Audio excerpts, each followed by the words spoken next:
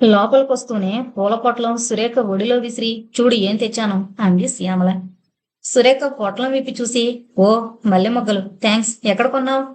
తృప్తి తీరా వాటి సౌరభాన్ని ఆగ్రాణించి పొట్లం అక్కడ పెట్టి దారం కోసం లేచింది.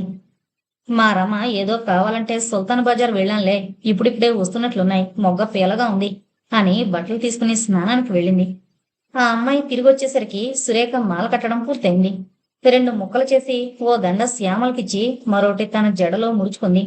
శ్యామల తల దూకోవడం అది అయ్యాక, ఇక్కడ ఉడకపోస్తోంది, డాబా మీదకి పోదాం పద అంది ట్రాన్సిస్టర్ చేతిలోకి తీసుకుంటూ. మరి కాఫీ తాగవు? షాపింగ్ కని బయలుదేరిన వాళ్ళం మధ్యలో హోటల్లో దూరంలే, బాసుంది, కట్లెట్టు, ఐస్ క్రీము, పేకమయ్య పట్టించాం, ఇప్పుడేం వద్దు అంది శ్యామల ఆయాసపడుతూ. మూలనున్న చాప తీసుకుంది సురేఖ. డాబా రోజు తుడిపించమని చెప్పిన నౌకర్లు ఒక్కోనాడు బద్ధకం చేస్తుంటారు. మల్లెపువ్వు లాంటి ఇస్త్రీ చీరలు కట్టుకుని అక్కడ కూర్చోవాలంటే మనసొప్పదు ఎవరికి. ఇద్దరూ పెట్టుబడవార నిలబడి కబుర్లు చెప్పుకుంటున్నారు. మామయ్య కారు హారంలా ఉంది అంది శ్యామల రోడ్డు మీదకే దృష్టి తిప్పుకుని. ఆ పిల్లంచినా తప్పలేదు. మాధవరావు కారు గేట్లోంచి లోపలికొచ్చాగింది. కారులో ఎవరో ఉన్నట్లున్నారు. సురేఖ మాటలు పూర్తి కాకుండానే తలుపులు తెరుచుకుని దిగిన వాళ్ళని చూస్తూ, అరే మా దొడ్డమొచ్చింది, అది సరోజ, దొడ్డమ్మ కూతురు అనేసి గబగబా కిందకు వెళ్ళిపోయింది శ్యామల. సురేఖ చాప వాల్చుకుని కూర్చుని ట్రాన్సిస్టర్ ఆన్ చేసింది. 5 నిమిషాల్లో శ్యామల ఆ చుట్టాలను కూడా వెంట పెట్టుకుని పైకొచ్చింది. మా రూమ్మేట్ సురేఖ అని వాళ్ళకి చెప్పానుగా, దొడ్డమ్మ వాళ్ళని ఏ ఉదయమే ఊరి నుంచి వచ్చారట అని సురేఖకి చెప్పింది. కూర్చోండి అంది సురేఖ చాప చూపిస్తూ. ఏదో సినిమాకని బయలుదేరాం, తయారుగా ఉండమని శ్యామలకి ఫోన్ చేస్తానన్నాడు. సరే ఎలాగూ వస్తున్నాం కదా అని చేయలేదు అని, త్వరగా చీర మార్చుకురా, అసలు ఇది బాగానే ఉంది అంది శ్యామలతో శకుంతలమ్మ. నేను అన్నం తినేసి వస్తా, భోజనం ఉంచొద్దు అని సురేఖకి చెప్పి వాళ్ళని వెంట తీసుకుని వెళ్ళిపోయింది శ్యామల. మర్నాడు సాయంకాలం కూడా వాళ్ళంతా వచ్చి శ్యామల్ని తీసుకుని వెళ్ళి మళ్ళీ రాత్రి 9 గంటలకి హాస్టల్లో దించేశారు. 3వ రోజు ఆదివారం సెలవు రోజు వస్తే 7 గంటల దాకా లేవదు శ్యామల. అసలు ఆ అమ్మాయి అదృష్టమేంటో అలా ఎంతసేపైనా నిద్రపోగలదు. మధ్యాహ్నం కాస్త టైం దొరికిందంటే చాలు హాయిగా పడకేసేస్తుంది. ఒక్కోసారి ఆలోచనలతో తల బొరివెక్కి రాత్రి కూడా నిద్రకి దూరం అయిపోయే సురేఖకి శ్యామల నిద్ర చూస్తే కూడా ఇదిగానే ఉండేది, ఈ పిల్ల చేసుకున్న పుణ్యం ఏంటో అని. మామూలు వేళకే మెలకువ రావడం వల్ల సురేఖ మొహం కడుక్కుని కాఫీ తెప్పించుకుని తాగింది. జడ విప్పుకుంటుంటే నరసమ్మ తలుపు తోసి శ్యామలకి టెలిఫోన్ వచ్చింది అంది. ఓయ్ నీకే వినిపించలే, ఫోన్ కాలట తట్టి లేపింది సురేఖ. మావయ్య అనుకుంటా అంటూ గబగబా కిందకు పరిగెత్తింది శ్యామల. 5 నిమిషాల్లో తిరిగొచ్చి, ఈ వాళ్ళంతా నేను హాస్టల్లో ఉండను, గోల్కొండ, గండిపేట, నెహ్రూ పార్కు అన్నీ తిరిగొస్తాం, ఇప్పుడే కాసేపట్లో వస్తారు వాళ్ళంతా ఉత్సాహంగా చెబుతూ బ్రష్ మీద పేస్ట్ వేసుకుంది. మరైతే త్వరగా తిమ్ములు. శ్యామల జాబు సంగతి తెలిసే హెచ్చరించింది సురేఖ. అన్నట్లుగానే అరగంట తర్వాత వాళ్ళు వచ్చేసరికి శ్యామల ఇంకా తలకి నూనె రాసుకోవడంలోనే ఉంది. సురేఖ పేపర్ చూస్తూ కూర్చుంది. ఇంకా ఇలాగే ఉన్నావటే అంటూ లోపలికొస్తున్న పెత్తలిని సరోజిని కూర్చోమన్నట్లు మంచం చూపించి ఒక్క 5 నిమిషాలు అంటూ హడావిడిగా జడల్లేసుకుని స్నానానికి వెళ్ళిపోయింది శ్యామల. వాళ్లతో ఏదైనా మాట్లాడకపోతే బాగుండదు అన్నట్లు పేపరు పక్కన పెట్టేసి కుదురుగా కూర్చుంది సురేఖ, మాటల కోసం వెతుక్కుంటున్నట్లు. మా తమ్ముడు రోజు వస్తాడా? యథాలాపంగా అడిగినట్లే అడిగింది శకుంతలమ్మ సంభాషణకి ఉపక్రమిస్తూ. సరోజ తల వంచుకుని దుప్పటి కొసలు మెలిపెడుతోంది. సురేఖ తెల్లబోయింది ఆవిడ ధోరణికి. అయినా సమాధానం చెప్పాలి కదా అనిపించి, అబ్బే ఏ 4 రోజులకో ఓసారి వస్తారు అంది. శ్యామలకి ఫ్యాషన్లు మరీ ఎక్కువ. లోపల బాడీలాగా జాకెట్లు, అది శుభ్రంగా కనిపించేలా ఉల్లి పొరలాంటి చీరలు. అసలు ఆ పమిట భుజం మీద నిలవనే నిలవదు కదూ. నా పిల్లలే ఇలాంటి వెర్రివేషాలు ఇస్తే వెన్ను చీరేసేదాన్ని చీత్కారం చేసింది శకుంతలమ్మ. ఏంటి బాబు ఈవిడ ధోరణి, శ్యామల వింటే ఏమనుకుంటుంది అని భయపడుతూ సురేఖ గుడ్లప్పగించి చూస్తూ కూర్చుంది సమాధానం చెప్పకుండా. అయినా శ్యామల కాస్త ఫ్యాషన్ గా తయారయ్యే మాట నిజమే, కానీ ఈవిడి చెప్పినంత అసహ్యంగా మాత్రం ఉండదు. ఈవిడికి తనంటే మంచి అభిప్రాయం లేనట్లుంది. పెద్ద కుటుంబాల్లో ఈ పోల్చి చూసుకోవడాలు, అసూయపడ్డాలు తప్పవలా ఉంది అనుకుంది. శ్యామల ఏ నిమిషంలోనైనా రావచ్చునని ఆవిడికి అనిపించిందేమో. మీరు ఊరంతా చూసారా అంది టాపిక్ మార్చి. ఏదో, ఇంకా గండిపేట వెళ్ళనే లేదు, మా కాలేజీ వాళ్ళం అందరం కలిసి గోల్కొండ వెళ్ళొచ్చాం. ఇక్కడే ఉంటాం కదా అని ఆశ్రద్ధ. మాలా ఉన్న 4 రోజుల్లో అన్నీ చూసేయాలనే ఆత్రం ఉండదు. మధ్యలోనే అంది సరోజ. శ్యామల తయారయ్యి వాళ్ళు బయలుదేరేసరికి మరో 10 నిమిషాలు పట్టింది. మీరు రండి, కారులో చోటుంది అంది శకుంతలమ్మ వెళ్ళబోతూ. అబ్బే వద్దండి, నాకసలు ఇవాళ లేచిన దగ్గర నుంచి తలనొప్పిగా ఉంది అంది సురేఖ. మరి బలవంతం చేయకుండా వాళ్ళంతా వెళ్ళిపోయారు. మర్నాడు సాయంకాలం విజిటర్స్ రూంలో కూర్చుని ఫిలిం పేరు చదువుతోంది సురేఖ. మాధవరావు కారొచ్చి వరండా ముందు ఆగింది. శ్యామల ఇంకా రాలేదు. ఆఫీస్ పని తెమల్లేదేమో, మీరొచ్చి కూర్చోండి ఆమె లేచి వెళ్లి చెప్పింది. అంతా కారు దిగారు. ఈ రంగు మందారం మన ఇంట్లో లేదు కదూ అంటోంది సరోజ గులాబీ రంగులో ఉన్న ముద్ద మందార పువ్వును చూస్తూ. ఓసారి కొమ్మ తెచ్చి పాతాం, బ్రతకలేదు మరి అంది శకుంతలమ్మ. మరీ గుబురుగా పెరిగిపోయిన చెట్ల కొమ్మలన్నింటినీ కత్తిరించేశాడు ఆ వాళ్ళ మాలి. అవన్నీ చంద్రవంద్రగా ఆవరణంతా పడున్నాయి. చీపురుతో ఓ పక్క నుంచి తుడుచుకుంటూ వస్తున్నాడు. ఇలాంటి పువ్వులైతే నీలాంటి ఆడపిల్లల తలలో ఇంకా బాగుంటాయి. చీడీల మీద పడున్న బోగనవిల్ల రొబ్బ సరోజ జడలో తురిమాడు మాధవ్. సురేఖ నవ్వు ఆపుకుంది, కాని శకుంతలమ్మ గబగబా నవ్వేసింది. ఛీ, అన్ని ఇలాంటి పనులే అంటూ విదిలించి పారైపోయింది సరోజ. కాని ఆ రొబ్బనున్న ముళ్ళు కసుపున వేలిలో దిగబడింది. అబ్బా అని కెవ్వున ఆరతనాదం చేసి విసురుగా కొమ్మ అవతల పారేసింది. నెత్తురు చిమ్మిన వేలివంక బాధగా చూసుకుంటోంది. ఏది బాగా గుచ్చుకుందా? తన చిలిపి పనికి నొచ్చుకుంటూ ఆత్రంగా చెయ్యందుకున్నాడు మాధవ్. తల్లో పువ్వులు పెట్టుకోవడం కూడా చేతకాదు అని వెక్కిరిస్తూనే ఆ అమ్మాయిని గబగబా కొళాయి దగ్గరికి లాక్కుపోయాడు. చెట్లకి నీళ్లు పోయడానికి బిందెలతో నీళ్లు పట్టుకుంటున్న మాలిని తప్పుకోమని తనే స్వయంగా ఆ పిల్ల వేలు నీళ్లతో కడిగి జేబులోంచి రుమాలు తీసి తడిపి వేలికి చుట్టబెట్టాడు. ఏంటి మామయ్య, ఈ కాస్తకింత హడావిడి చేస్తున్నావు అని సరోజ ఓ పక్క నుంచి మొత్తుకుంటున్నా వినకుండా, ఇంద తుడుచుకో అంటూ తన రుమాలందించింది సరోజ. లేకపోతే నీ కొంగుతో తుడుచుకుంటానని భయపడ్డావా? రుమాలతో తడి చేతులు తుడుచుకుని మళ్ళీ ఆ అమ్మాయికి ఇచ్చేస్తూ నెత్తిమీద చిన్న దెబ్బ వేశాడు. అబ్బా, మాడు అదిరిపోయింది బాబు. తల మీద అరచేయి ఆనించుకుని గారాలు పోయింది. వాళ్ళిద్దరూ అలా సరదాగా కబుర్లు చెప్పుకుంటూ వస్తుంటే శకుంతలమ్మ మొహమంతా కళ్ళు చేసుకుని చూస్తూ, అదంటే వాడికి చిన్నప్పటి నుంచి ఆపేక్ష అంది సంబరంగా. ఆ మాటలు ఆవిళ్ళో ఆవిడ అనుకుందో తనతో చెబుతుందో అర్థం కానట్లు ఒక క్షణం చూసి, రండి లోపల కూర్చుందాం అంటూ హాల్లోకి దారి తీసింది సురేఖ. నిన్న రమ్మంటే రాలేదు, ఎంత సరదాగా ఉందని మా సరోజ శ్యామల చిన్నపిల్లలాగే గొంతులేశారు. ఆదివారమే కనుక మీరు వచ్చుంటే ఇంకా సరదాగా ఉండేది అంది శకుంతలమ్మ కుర్చీలో కూర్చుంటూ. నిజమే, మనకి తోచలేదు అన్నాడు మాధవ్ లోపలికొస్తూ. నేను అడిగాను, రానన్నారు అంది శకుంతలమ్మ. నన్నలా మన్నించకండి, మీ సరోజ వాళ్ళలాంటి దాన్నే అంది సురేఖ.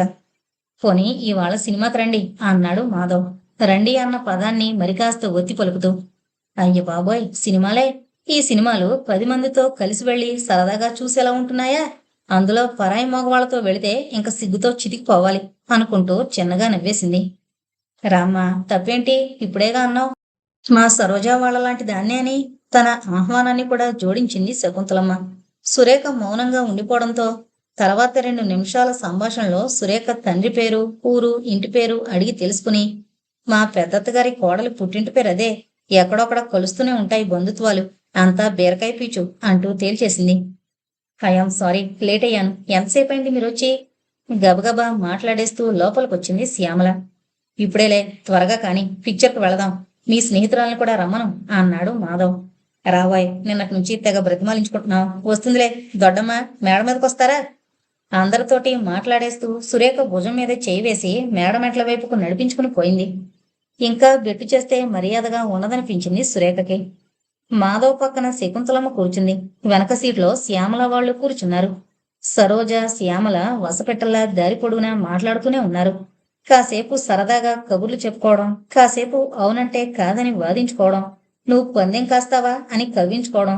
మధ్య కూర్చున్న సురేఖ చెవులు తుప్పు రాలిపోతున్నా వాళ్ల ధోరణి భరిస్తూ బిడియంగా ముడుచుకుని కూర్చుంది. నీ స్నేహితురాలికి మాటలు రావా అన్నాడు మాధవ్. సరేలే, నీ మేనకోడళ్ళు మరొకరిని మాట్లాడిస్తారా? అసలు ఎడాపెడా వాళ్లే చెప్పిస్తున్నారు కబుర్లన్నీ అంది శకుంతలమ్మ. అయినా ఆవిడ స్వతహాగా మితభాషేమో, అంతా మాలాగే వాగుతారా? అవునా అన్నట్లు సురేఖ మొహంలోకి చూస్తూ అంది సరోజ. ఆమె చిన్నగా నవ్వేసింది. అయ్య బాబోయ్, సురేఖకేనా అంత మంచి సర్టిఫికెట్? గుండె బాదుకుంది శ్యామల. తను కబుర్లు పోగే ఎటొచ్చి మనలా కొత్త పాత లేకుండా వాగేదు. పరిచయమైన కొత్తలో కాస్త ముభావంగా ఉంటుంది. కాస్త స్నేహం కలిసిందా ఇంకా అవతల వాళ్ళని మాట్లాడనివ్వకుండా చెప్తుంది కబుర్లు. అయితే ఆవిడ పరిచయస్తుల్ని స్నేహితులుగా గుర్తించడానికి ఎన్నాళ్ళు పడుతుంది ఏమిటి? అంత రద్దీగా ఉన్న రోడ్డు మీద కూడా ముందుకి దూసుకుపోవడానికి ప్రయత్నిస్తూ పుట్టి మునిగిపోయినట్లు హారన్ హోరెత్తించేస్తోన్న టాక్సీకి సైడిచ్చి రోడ్డు వంకే చూస్తూ అన్నాడు మాధవ్. సురేఖకి చచ్చే మొహమాటంగా ఉంది. ఏదైనా సరే మాట్లాడాలి అనిపించింది. సరదాగా సంభాషణ దానంతట అది కలవాలి కానీ మనం మాట్లాడాలి అనుకుంటే అదేంటో అప్పటికప్పుడు ఒకటి దొరకదు అనుకుంటూ శ్యామల మాటలు నమ్మకండి, తనేదో అంటూనే ఉంటుంది అంది చివరికి. ఆ తర్వాత అట్టే కబుర్లు చెప్పుకునే వ్యవధి లేకుండానే థియేటర్ దగ్గర కారు ఆగింది. టిక్కెట్లు తీసుకుని లోపలికి వెళ్లారు. సినిమా మొదలైంది. ఇప్పటి మట్టుకి పర్వాలేదు, కాస్త ఒంటి నిండా బట్టలున్నాయి అనుకుని ఎప్పటికప్పుడే తృప్తి పడుతుండేది సురేఖ. ఆ సినిమా అంతా ఏడుపే. అదేం ప్రారంధమో అలాంటి సినిమాలు చూస్తుంటే సురేఖ కళ్ళలోంచి కూడా నీళ్లు ఓడిపోతాయి. అదంతా నిజమనుకుంటున్నావేమిటి? వాళ్ళలా నటించడానికి ఎంత డబ్బు తీసుకుంటారో తెలుసా? నువ్వు డబ్బు పెట్టి టికెట్ కొని ఏడుస్తావు అనేది శ్యామల హాస్యంగా. అది నిజం కాదని తెలియకనా ఏంటో తనలో ఆ బలహీనత అనుకుంటూ ఇటుపక్క కూర్చున్న శకుంతలమ్మ అటు 2 కుర్చీల అవతల ఉన్న మాధవ్ ఎక్కడ గమనిస్తారో అన్నట్లు తల తిప్పకుండా మధ్య మధ్య రుమాలతో చెంపలు తుడుచుకుంటూ కూర్చుంది. ఇంటర్వెల్లో లైట్లు వెలిగాయి. శకుంతలమ్మ ఏదో అడుగుతుంటే తల తిప్పి చూసింది సురేఖ. ఆవిడ కళ్ళు కూడా అలాగే ఉన్నాయి. ఇద్దరూ ఒకరినొకరు చూసి సిగ్గుపడిపోయారు. ఇక మళ్లీ లైట్లారిపోయి సినిమా మొదలైంది. ఆ రెండో సగం మరీ విషాదపూరితంగా ఉంది. అయినా సురేఖ శకుంతలమ్మ మరి మొహమాట పడకుండా కరువు తీరా ఏడ్చేశారు. ఆ తర్వాత లేచొచ్చేస్తూ ఏడిస్తే ఏడిచాం కానీ సినిమా బాగుంది అంది శకుంతలమ్మ. ఈసారి మీరు మా అక్కయ్య రుమాల బదులు తువ్వాళ్ళు తెచ్చుకోండి. అసలు మీలాంటి వాళ్ల కోసం టికెట్తో పాటు ఓ ఖర్చు కూడా ఇచ్చే పద్ధతి పెడుతున్నారట విదేశాల్లో అన్నాడు మాధవ్. కారు మాధవ్ ఇంటి ముందు ఆగింది. చంద్రం పరిగెత్తుకుంటూ వచ్చి గేటు తెరిచాడు. వీళ్లు కారు దిగి కాళ్ళు కడుకుని వచ్చేసరికే టేబుల్ మీద అన్నీ సర్దేసి వడ్డించేశాడు చంద్రం. మారు కావలిస్తే మేం వడ్డించుకుంటాంలే, నువ్వు వెళ్ళి చదువుకో, రేపేం పరీక్ష అన్నాడు మాధవ్. ఇంగ్లీషు అన్నాడు చంద్రం నెయ్యి వడ్డిస్తూ. మేం వేసుకుంటాంలే, నువ్వెళ్ళు. మాధవ్ మరోసారి హెచ్చరించడంతో చంద్రం వెళ్ళిపోయాడు. హాయిగా పెళ్ళం ఉంటే ఈ అవస్థ ఉండదు. వీడి చదువు వంట బాగానే ఉన్నాయి, బోళ్లు దోబరా కూడా చేసేస్తాడు మెల్లిగా సణుక్కుంది శకుంతలమ్మ. నయమే, ఎంత జాగ్రత్తగా ఉంటాడో తెలుసా? క్లాసు పరీక్షలేవో ఉన్నాయని అదేనా నేనన్నిసార్లు చెప్పానని వెళ్ళాడు కానీ లేకపోతే నాకేం కావాలో నేను అడగక్కర్లేకుండానే గ్రహించుకుని అమర్చి పెడతాడు. కట్టుకున్న పెళ్ళం కూడా అంత శ్రద్ధగా చూడదు పింకిగా జవాబు చెప్పాడు మాధవ్ మెల్లగానే. పిల్లలు ముగ్గురు నోటికి చేతులు అడ్డం పెట్టుకున్నారు. శకుంతలమ్మ మూతి ముడుచుకుంది. భోజనాలయ్యాయి, కంచాలు అవతల పెట్టాలి, అవి కూడా మేమే చేసుకోవాలా అన్నట్లు శకుంతలమ్మ తమ్ముడు వంక చూసింది. అతనేం సమాధానం చెప్పకముందే చంద్రం బల్ల ముందు హాజరయ్యాడు. చంద్రాంది దగ్గరలో ఉన్న ఓ పల్లెటూరు. అక్కడ అందుబాటులో ఉన్న చదువు అయిపోయాక పట్నం వెళ్లి చదువుకోవడానికి శక్తి లేక వారాలు చేసుకుని చదువుకోవడానికి ఆత్మాభిమానం అడ్డు రావడం చేత బ్రతుకు తెరువు వెతుక్కుంటూ హైదరాబాద్ వచ్చిన అతనికి మాధవ్ దొరకడం అదృష్టమే అనాలి. చంద్రం లాంటి వాడు దొరకడం నాది అదృష్టమే అంటాడతను నవ్వుతూ. నిజమే, నువ్వు మరొకను చూసుకో. పిల్లలతో చేయించుకోలేక మా ఆవిడ నా అవస్థ పడుతోంది. బుద్ధిగా పనిచేసి నమ్మకంగా ఉండే మనిషి దొరక చచ్చిపోతున్నాం అంటారు అతని స్నేహితులు. అదృష్టాన్ని ఎవరైనా వదులుకుంటారా అని పైకి సమాధానం చెప్పిన చంద్రం జీవితం అలా స్థిరపడిపోకుండా పైకి తీసుకురావాలని లోపలే నిర్ణయించుకున్నాడు. ఉదయం 8 గంటలకు వెళితే మళ్ళీ సాయంత్రం 4 దాకా రాడు మాధవ్. పని మనిషి ఉదయం సాయంకాలం వచ్చి పై పనులన్నీ చేస్తుంది. ఇంకా చంద్రానికి చేతి నిండా పనే ఉండేది కాదు.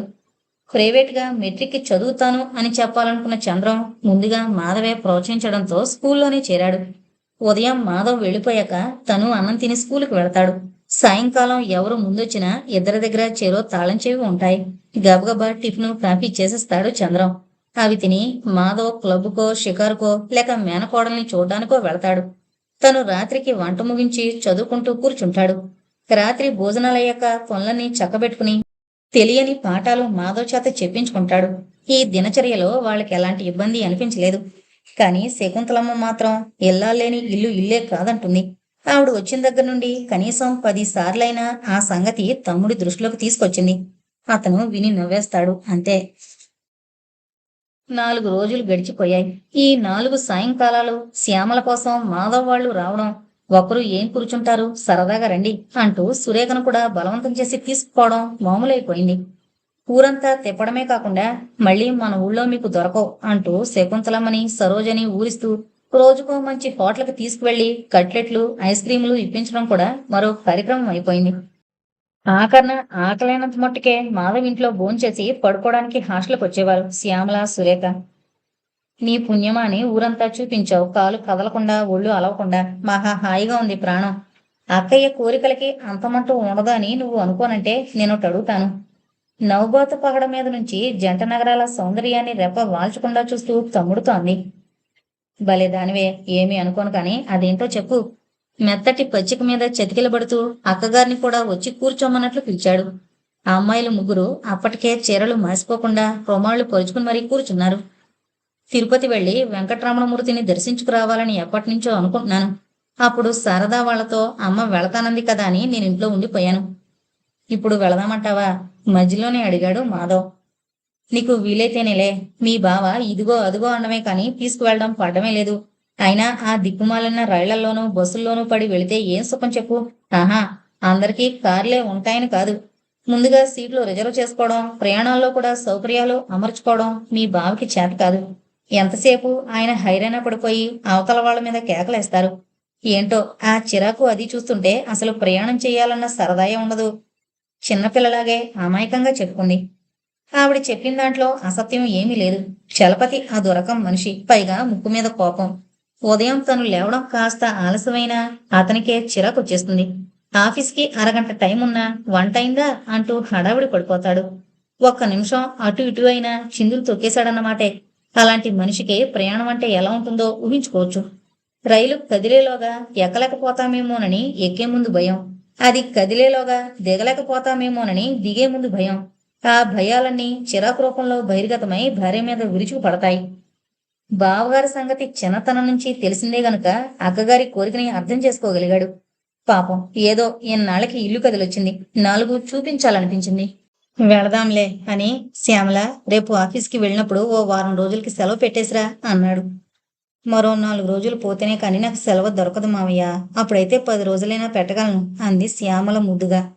ఓకే, వచ్చే శనివారం వెళదాం. ఆ వాటి నుంచి సురేఖ గారి కాలేజీకి కూడా సెలవులు ఇచ్చేస్తారు అని మాధవ్ అంటుంటే అంతా తెల్లబోయారు. సురేఖ ఒక క్షణంలోనే తెప్పరిల్లి నేను మా ఊరు వెళదాం అనుకుంటున్నాను అని తడుముకోకుండా సమాధానం చెప్పేసింది. భలేవారే, నిన్నడిగితే ఇప్పుడప్పుడే ఎక్కడికి వెళ్ళను అన్నారు. ఒక్క రోజులోనే ఇంటి మీదకి ధ్యాస మళ్ళిందా? మాతో రావడం ఇష్టం లేక మీరి వంక పెడుతున్నారు. ఆ సంగతి నేను కనిపెట్టేశాను అన్నట్లుంది అతని ధోరణి. అన్నాననుకోండి, నెసగేసింది. మరి అక్కడి నుంచి తిరిగి రాగానే మీ ఊరు వెళ్ళొచ్చు. ఈ 4 రోజులు అందరం సరదాగా తిరిగాం. మరో వారం రోజులు మీ కంపెనీ ఇవ్వగలిగితే సంతోషిస్తాం. ఏమక్కయ్యా? మీరెవరూ మాట్లాడరేమిటి? నేను చెప్తే ఆ అమ్మాయి మొహమాట పడుతోంది అన్నట్లున్నాయి అతని చూపులు. నిజమే, ఎలాగా సెలవులే కదా. ఎంత వారం లోపలే వచ్చేస్తాం. ఎన్నాళ్ళు సరదాగా తిరిగి ఇప్పుడు వదిలేయడం మర్యాదగా ఉండదనిపించింది ఆవిడికి కూడా. రండి సరదాగా వెళదాం అంది సరోజ. వస్తుందిలే మాటిచ్చేసింది శ్యామల. అప్పటికే ఆలస్యమైపోవడం వల్ల ఇంకా ఇంటికి వెళ్ళిపోదాం అనుకుని లేచారు. సురేఖ తన అభిప్రాయం ఏమీ తేల్చి చెప్పలేదు. అప్పటికప్పుడే సమాధానం రాబట్టాలని వాళ్ళు బలవంతం చేయలేదు. ఏం ఆలోచించారు? వస్తున్నట్టేనా? హాస్టల్లో వాళ్ళని దింపేసి కారు స్టార్ట్ చేయబోతూ అడిగాడు మాధవ్. వస్తాను. 2 గంటల సేపు ఆలోచించి వచ్చిన నిర్ణయాన్ని తెలియజేసింది సురేఖ. ఇక్కడేదో సరదాగా తిరిగినా బాగుంది, కానీ పరాయి వాళ్లతో పొరుగోళ్ళకు కూడా వెళ్లడం ఏం బాగుంటుంది? కారు ప్రయాణం కనుక తన కోసం ప్రత్యేకం ఖర్చేమీ కాదు. అయినా టికెట్ ఖర్చు లేకపోతే మాత్రం మిగతా ఖర్చులన్నీ ఉండవా? ఖర్చు సంగతి ఎలా ఉన్నా వాళ్ళు నలుగురు అయితే ఓ గదిలో సర్దుకుంటారేమో. తను వాళ్లతో పాటు ఎలా ఉండగలదు అన్న ఆలోచన అన్నీ వచ్చి ఊరికి వెళుతున్నానని వంకపెట్టింది. కొద్ది రోజులు పోయేదాకా ఇంటికి వెళ్ళకూడదని అంత క్రితమే నిర్ణయించుకున్న మాట నిజమే. ఉమకి 7వ నెల అని 4 రోజుల్లో తీసుకొస్తున్నామని వారం రోజుల కిందటే అమ్మ దగ్గర నుంచి ఉత్తరం వచ్చింది. ఈ పాటికి వచ్చే ఉంటారు. చెల్లెల్ని చూస్తే తనకి అసూయ అని కాదు, కానీ ఏంటో వాళ్లతో కలవలేనట్లు, ఏదో వెలితిగా ఉన్నట్లు అనిపిస్తుంది. అందులో ఇప్పుడు సీమంతం అది ఇది అంటూ అమ్మ అత్తయ్య వేడుకలు చేయడం అది కావలసినంత హడావిడి ఉంటుంది. అదయ్యాక వెళితే తనకి మరి అంత ముళ్ళ మీద ఉన్నట్లు ఉండదు అనుకుని ఆ నిర్ణయానికి వచ్చింది. అసలు ఆ స్థితిలో ఉమని చూడాలంటేనే తనకి సిగ్గేస్తున్నట్లుంది. అయినా ఏంటో పెళ్ళైన వెంటనే ఈ కాన్పులు. చదువుకున్న వాళ్ళైనా కాస్త జాగ్రత్తగా ఉండరు ఎందుకనో అనిపించింది. ఓసారి స్టాఫ్ రూంలో ఈ విషయమే చర్చ జరిగింది. 2 నెలల కిందట పెళ్లి చేసుకున్న యామిని వేవిళ్లతో చిక్కి సగం అయిపోయేసరికి మిగిలిన వాళ్ళంతా హాస్యాలు మొదలుపెట్టారు. ఎంత చదువుకున్న నువ్వు కూడా ఇంతేనా? ఓ 2 ఏళ్ల పాటైనా సరదాగా తిరగొద్దా? పెళ్ళైన ఏడాది లోపునే కేర కేరమంటూ చంటిపిల్ల తయారైతే చిరాగ్గా ఉండదా? బస్సుల మీద కూడా అడ్వర్టైజ్ చేసేస్తున్నారు. మళ్ళీ ప్రభుత్వాన్ని ఆడిపోసుకుంటారు అంది. వివాహం అంటే ఇష్టం లేక కుమారిగానే ఉండిపోయిన 45 ఏళ్ల కుందిని దేవి. మీరలా అంటే నేను ఒప్పుకోను. జాగ్రత్తగా ఉండాలని అందరికీ ఉంటుంది. కానీ ఆ విషయాలు కాస్త మాట్లాడుకునే చనువొచ్చేసరికే అంతా మించిపోతుంది. అందుచేత మొదటిసారికి మార్జిన్ వదిలేయాలి. ఆ తర్వాత కూడా జాగ్రత్త పడకపోతే అప్పుడు అనాలి అంది రేవతి. స్వానుభవమా అని ఇంకెవరో అనడంతో మిగిలిన అందరూ గొల్లున నవ్వారు. యామిని సిగ్గుతో మరీ ముడుచుకుపోయింది. వాళ్ళ సంభాషణలో పాల్గొనాలంటేనే చచ్చే సిగ్గు ముంచుకొచ్చి ఓ చివర కుర్చీలో కూర్చుని పుస్తకం పుటలు తిరగేయడం మొదలుపెట్టింది సురేఖ. ఉమని తలుచుకుంటుంటే రేవతి మాటలే గుర్తుకొచ్చాయి. అయినా అసలు ఈ ఆలోచనలన్నీ తనకి అనవసరం. ఆ హడావిడి కాస్త తగ్గాక వెళితే సరి. మళ్ళీ ఆ పేరంటాళ్ళు తనని చూసి జాలిపడే బాధ తప్పుతుంది. వీళ్ళు ఇంత అభిమానంగా పిలుస్తున్నారు. శకుంతలమ్మగారు ఒన్నే ఉంది, తప్పేముంది అనిపించి వస్తానని చెప్పేసింది చివరికి. అన్నట్టుగానే శ్యామల 10 రోజులు సెలవు సంపాదించింది. శుక్రవారం సాయంకాలం అయ్యేసరికి బట్టలవి సర్దేసుకుని తయారైపోయారు. శనివారం మధ్యాహ్నం మాధవ్ ఆఫీసు నుండి వస్తూ శ్యామలని వాళ్ళని ఎక్కించుకుని ఇంటికి తీసుకువెళ్ళాడు. చంద్రం పరీక్షలు కాలేదు కనుక అతను ఇంట్లో ఉండిపోవాలని మొదట నిర్ణయించుకున్నారు. కానీ ఈలోగా తండ్రికి జబ్బుగా ఉందని ఇంటి నుంచి ఉత్తరం రావడం వల్ల వారం రోజుల్లో వస్తానని 2 రోజుల కిందటే అతను ఊరికి వెళ్ళాడు. ఆ 2 రోజుల నుంచి వంట పని శకుంతలమ్మ మీద పడింది. ఇక్కడికొచ్చి నువ్వు పనిచేయడం ఏమిటి? క్యారియర్ తెప్పిస్తాను అని మాధవ్ అన్నాడు. కానీ నయమే, నేనేం పాటుపడాలి? నాకు ఈ కాస్త వంట ఓ లెక్క. సరోజు మాత్రం రేపు పెళ్ళైతే మొగుడికి వండి పెట్టుకోవద్దు అంటూ వంటగదిలో 4 మూలలా ఏమేమున్నాయో చూసుకుని వంటకు ఉపక్రమించింది. ఈ కూర సరోజ చేసింది. మావయ్యకి మరి కాస్త పెరుగు పచ్చడి వేయ్ అంటూ అటు తమ్ముణ్ణి ఇటు కూతుర్ని సన్నిహితం చెయ్యాలని చాలా తాపత్రయపడింది. అసలు ఇలాంటి అవకాశం రావడం, సరోజ ఇల్లు ఎంత చాకచక్యంగా దిద్దుకోగలదో తమ్ముడికి తెలియడం శుభసూచకమే అనుకుంది. మేమున్ననాళ్ళు నువ్వు ఇక్కడే ఉండిపోరాదటే అని శ్యామలతో మొదటి రోజున అన్నప్పుడు, ఇక్కడి నుంచి మా ఆఫీస్కి బోల్డు దూరం బాబు.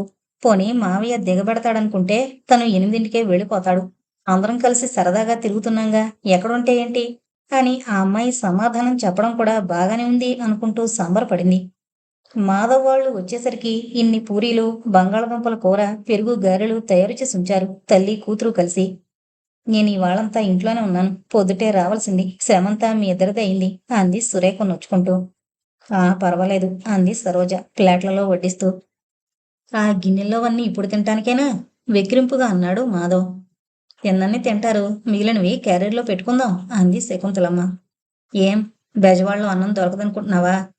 దొరికినా దొరకపోయినా ఈ వాటికి నాకు ఇంకేమీ అక్కర్లేదు. మీ ఇష్టం, ఏం తిన్నా సరే. మామయ్య మాటలకేం గాని అన్నీ పట్టుకెళదాం, దారిలో ఆకలేస్తే తినొచ్చు అంది శ్యామల కూరలో వేసిన కారానికి ఒగరుస్తూ. నీకసలు బుద్ధి లేదు. నువ్వు తినకుండా ఉండాలని వాళ్ళంత కారం వేసేసినా ఇంకా అవే తింటానంటావు. వాళ్ళిద్దరికీ గిల్లి కజ్జాలు పెట్టబోయాడు మాధవ్. కారం లేదు, బాగున్నాయి అంది సురేఖ. ఈ మాత్రం లేకపోతే బాగుండదు అంది శ్యామల. సరదాగా కబుర్లు చెప్పుకుంటూ తిమిలేసరికి మరో అరగంట పట్టింది.